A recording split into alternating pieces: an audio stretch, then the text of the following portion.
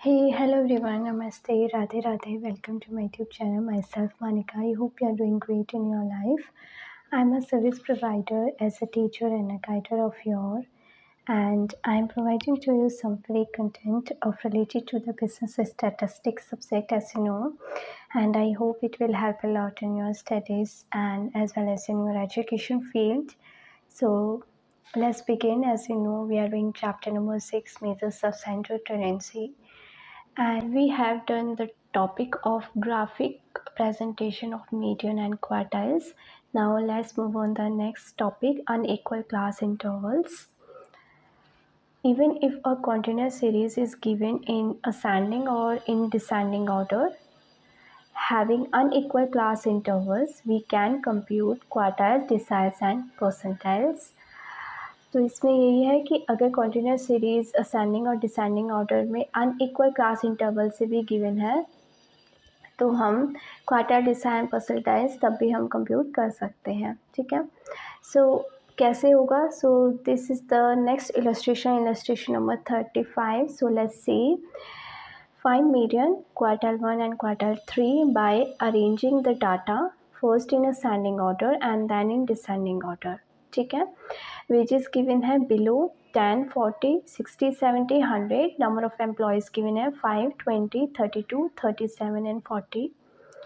So here is the solution. Since data is given in less than order, it is to be arrange in continuous order. जैसे हमें question में given है कि हमें पहले data को असेंडिंग ऑर्डर में करना होगा रीअरेंज, उसके बाद डिसेंडिंग ऑर्डर में. सो पार्ट 1 में हम अरेंज करेंगे असेंडिंग ऑर्डर में. ठीक है.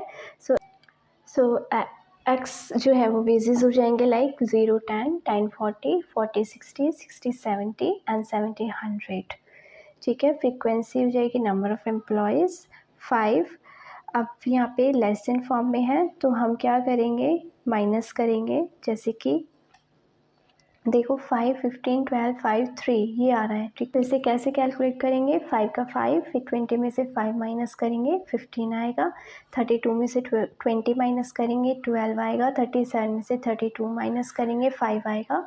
40 में से 37 माइनस करेंगे 3 आएगा.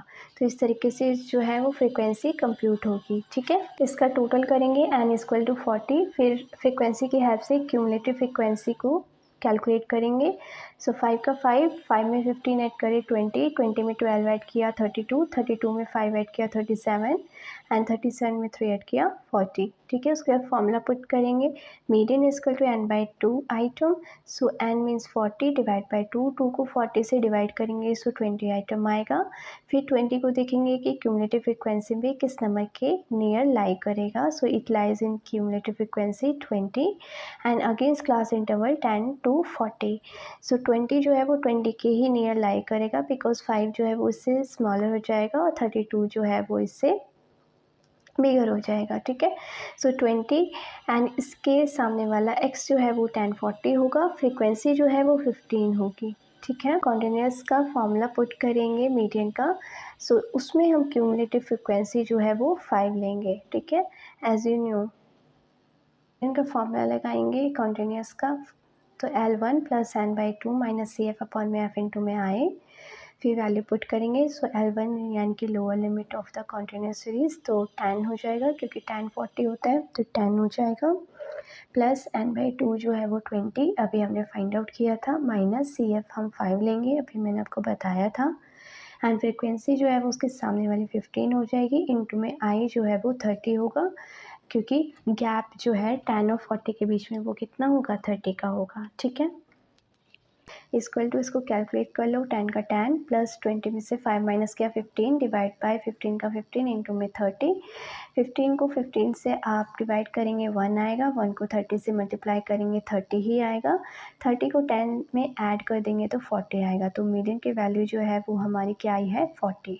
उसमें Q1 की वैल्यू निकालेंगे. सो Q1 के लिए फॉर्मूला अप्लाई करेंगे n/4 आइटम एंड 40 होगा डिवाइड बाई 4. 4 को 40 से डिवाइड करेंगे 10 आएगा. 10 जो है वो क्यूमुलेटिव फ्रिक्वेंसी में 20 के नियर ही लाई करेगा क्योंकि 5 जो है वो छोटा हो जाएगा, 32 जो है वो बड़ा हो जाएगा. उसके अगेंस्ट क्लास इंटरवल 10, 40 ही होगी. ठीक है. उसके बाद कॉन्टिन्यूस सीरीज़ का फॉर्मूला लगाएंगे Q1 का। So Q1 is equal to L1 plus n/4 minus C F upon में एफ इंटू में आई। उसके बाद वैल्यू को पुट करेंगे इस फॉर्मूला में। सो L1 जो है यानी कि लोअर लिमिट 10 हो जाएगा, प्लस n/4 जो है अभी हमने कंप्यूट किया था 10 आया था, माइनस सी एफ ऊपर वाली वैल्यू लेंगे 5 डिवाइड बाई एफ हो जाएगा 15 इंटू में आई 30।